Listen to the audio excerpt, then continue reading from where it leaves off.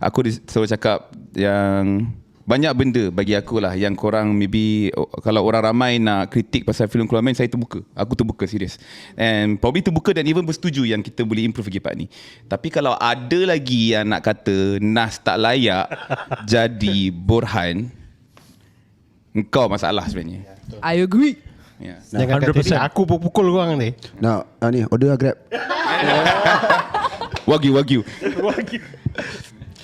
Macam aku kan, skrip tu sendiri dah crack dah kan. Bila aku dapat first aku baca skrip tu, aku baca bodoh sia, you know.